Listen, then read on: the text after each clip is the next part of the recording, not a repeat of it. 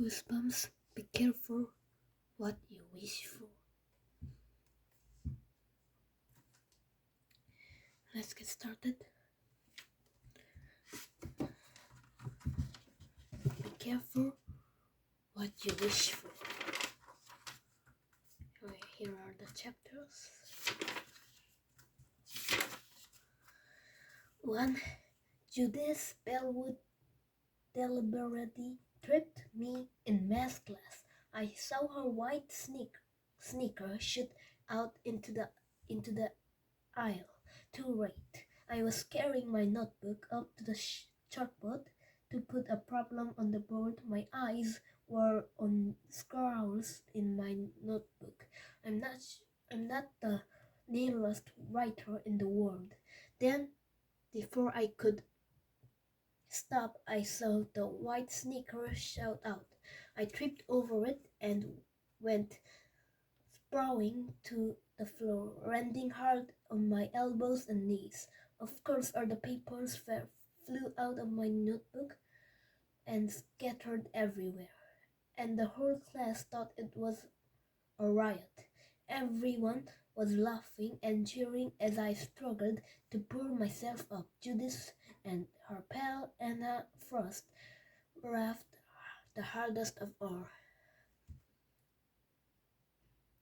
I landed on my funny bone, and the pain vibrated up and down my whole body as I climbed up to my feet and then bent to pick up my notebook papers. I knew my face was as red as a tomato. Nice move, Sam. Anna caught a big grin on her face. Instant replay, someone else shouted. I glanced up to see a trim path glow in Judith's green eyes. I'm the tallest girl in my 7th grade class. No, correct that. I'm the tallest kid in my 7th grade class.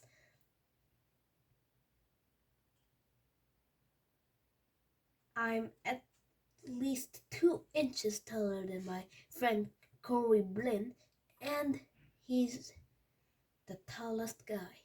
I'm also the biggest klutz who ever stumbled up the face of the earth. I mean, yeah, that's just because I'm tall and slender doesn't mean I have to be grateful, and believe me, I'm not. But why is it such a riot when I stumble over a waste basket or drop my tray in the lunchroom or trip under someone's foot in math class? Judith and Anna are the two just cruel, that's all. I know my boss call me struck behind my back. Corey told me they do. And Judith is always making fun of my name, which is Bird. Sometimes Samantha Bird, why don't you fly away, Bird? That's what she always funniest saying to me. Then she and Anna laughed as if that's the funniest joke they ever heard. Why don't you fly, Bird? Haha, big joke. Corey says that the Judith is not jealous of me, but that's stupid. I mean, why should Judith be jealous? She's not 9 feet tall. She's about 5'2". Perfect for 12 years old. She's graceful. She's athletic, and she's really pretty. White, pale, and creamy skin, big green eyes, and wavy copper-colored hair and hair down to their shoulders. So what's to be jealous about? I think Curry is just trying to make me feel better, and I'm doing a lousy job for it. Anyway, I gathered all my posters together, shoved them back into the notebook. Sharon asked if I was okay. Sharon is my math teacher.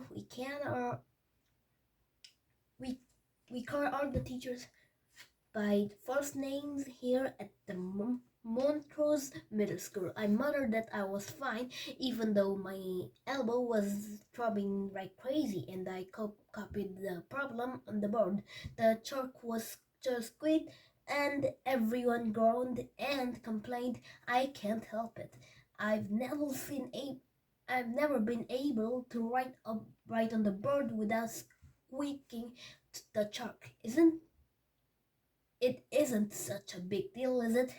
I I heard you this whisper some crack about me from Anna, and but I couldn't hear what it was. I glanced up from the problem to see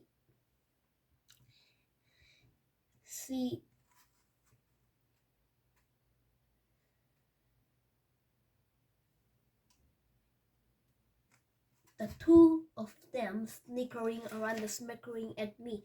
And wouldn't you know it, I couldn't solve the problem. I had something wrong with the equation, and I couldn't figure out what. Sharon stepped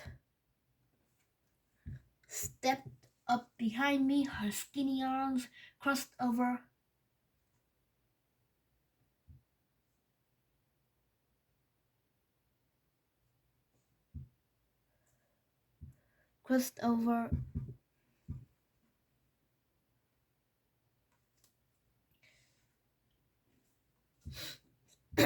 sorry about that.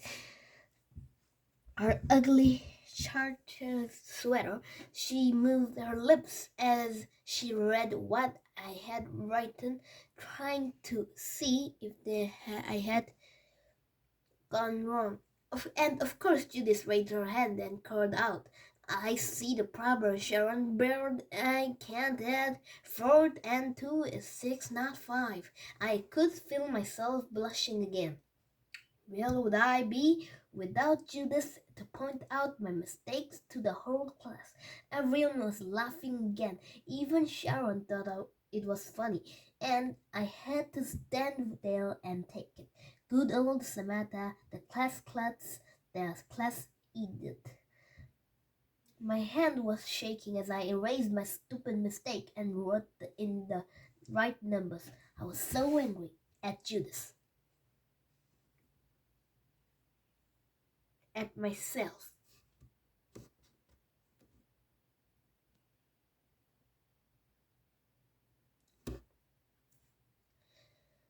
But I kept it together as I walked carefully back to my seat. I didn't even glance at Judith as I walked past her.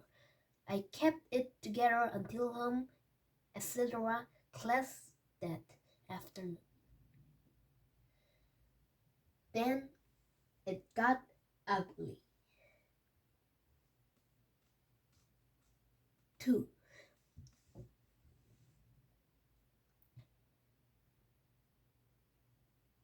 Daphne is our teacher in Home EC. I like Daphne. She's a big, jolly woman in several chins and great sense of humor. The rumor is that the Daphne always makes us bake cakes and pies and brownies so that she can eat them after we leave the class. That's kind of mean, I think, but it's probably a little bit true. And we have home EC right after lunch, so we'll never very hungry. Most of what we make wouldn't make good dog food anyway, so it mostly gets left in the home EC room, and I always look forward to class, and partly because Daphne is a fun teacher, and partly because it's the one class where there is no homework. The only bad things about home EC class is that Judith is in it too. The Judith and I had a little learn in the classroom. I sat down at the far end of the table, as far away from her as I could get, but I still heard that her telling a couple of eighth graders bird tried to fly in last class. Everyone laughed as I stared at me.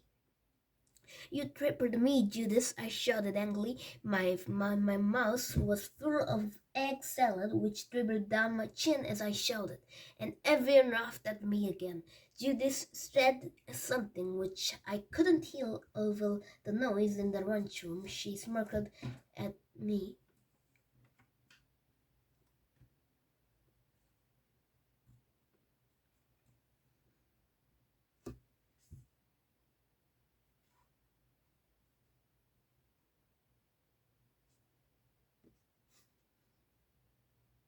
and tossed her lead hair behind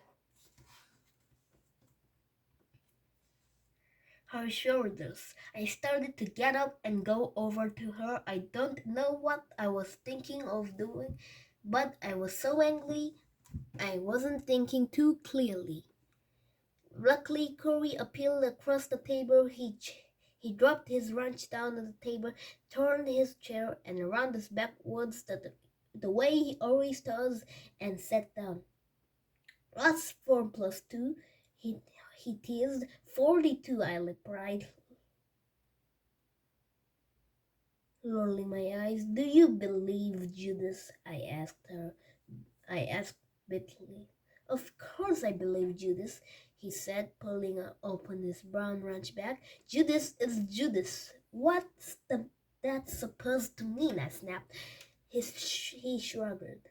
A grin broke out across his face. "I don't know. Corey is kind of cute. He has dark brown eyes that are soft crinkle up the corners, nose that a little too long, and funny crooked smile. He has a great hair, but he never brushes it. So he never takes off his cap.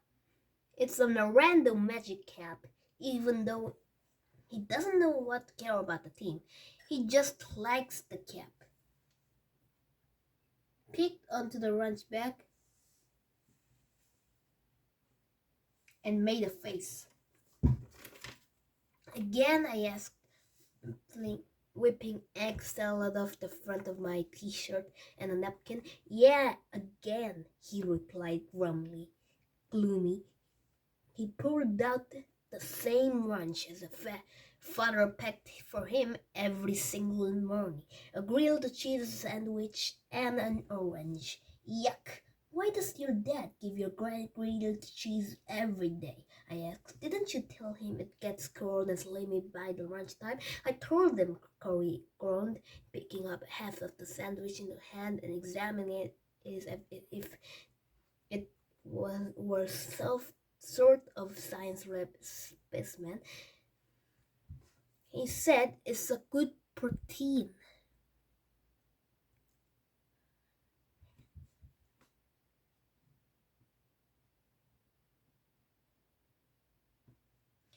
"How can it be good protein if you throw it in the trash can every day?" I asked.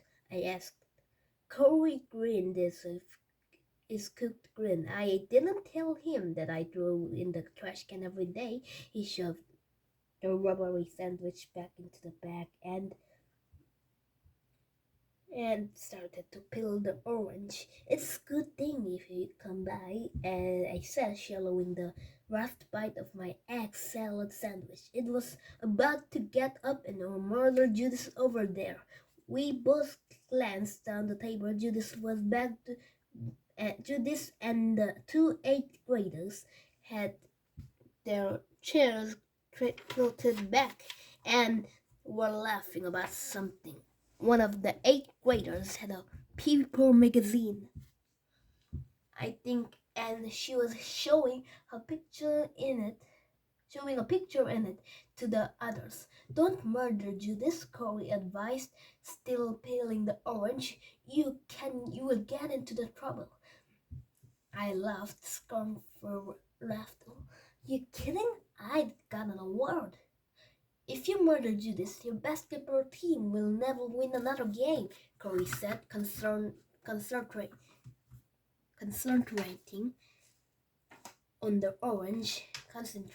on the orange. Okay.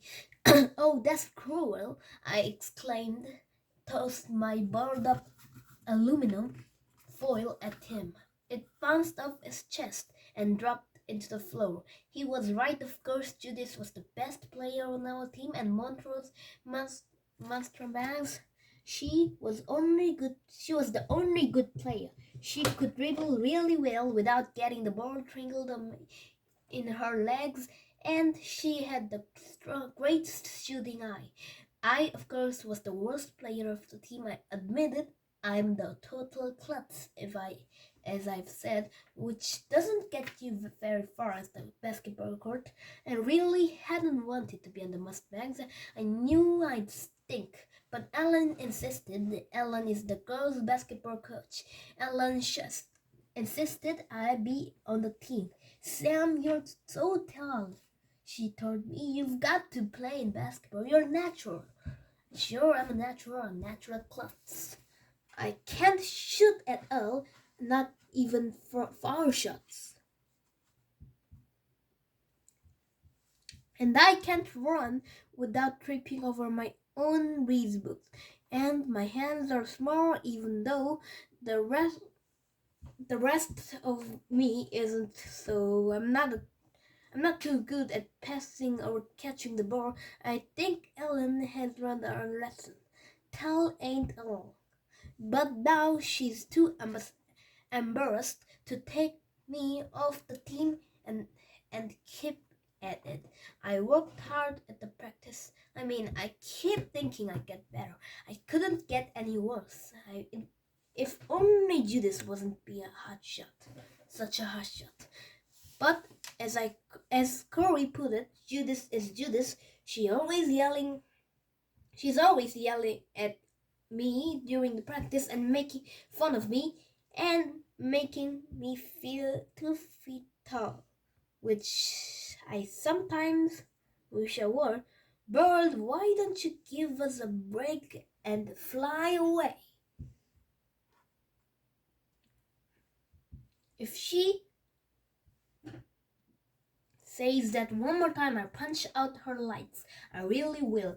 What are you thinking about, Sam? Corey's voice broke into my vital thoughts. About Judas, of course, I muttered. Miss Perfect. Hey, stop, he said, pulling apart the orange sections. You have good qualities too, you know.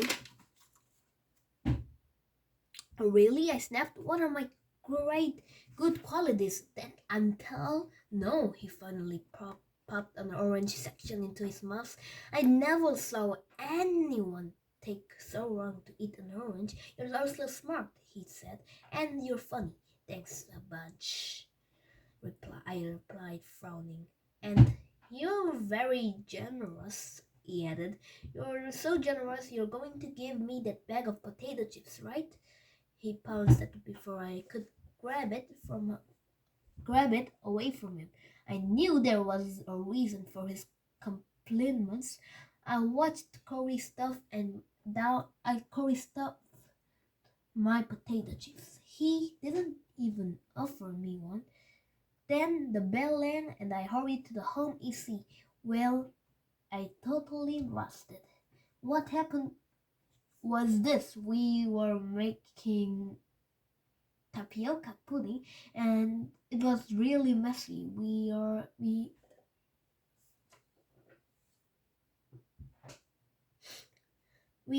all had our orange mixing bowls and the ingredients were spread out on the wrong table next to the stove.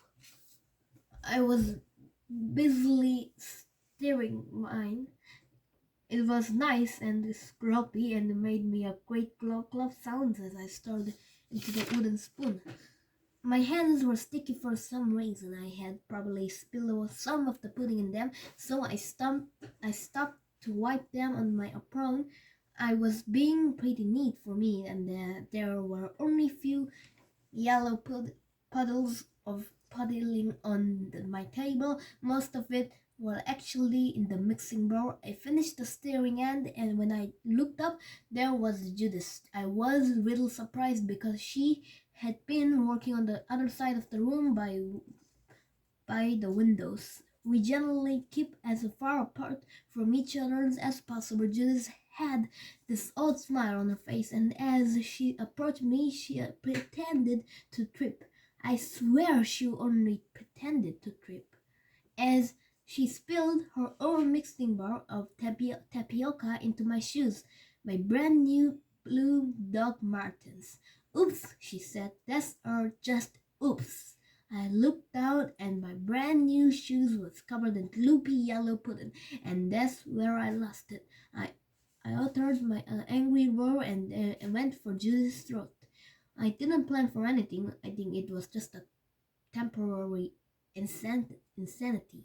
I just reached out both hands and grabbed Judith by the throat and began to strangle her. I mean, they were just brand new shoes. Judith started struggling and tried to scream, and she pulled my hair and tried to scratch me. But I held up the throat and roared and some more like an angry tiger. And death has to pull us apart. She pulled me away by the shoulders, then thrust her wide body between us, blocking our view of each other. I was panting loudly, my chest was heaving up and down. Samantha, what are you doing? What were you doing? I think that's what Daphne was screaming. I couldn't really hear her. I had this roaring in my eyes and I loud as a waterfall. I think it was just my angle. Before I knew it, I had pushed myself away from the table and was running out of the room. I ran out of the empty hall and stopped. I didn't know what to do next. I was so angry. If I had 3 wishes toward myself, I know what they would be. Destroy Judas, destroy Judas, destroy Judas. Little did I know that I would soon get my wish, all 3 of them. So this is the end of chapter 2, and we're gonna read this one next time. Bye.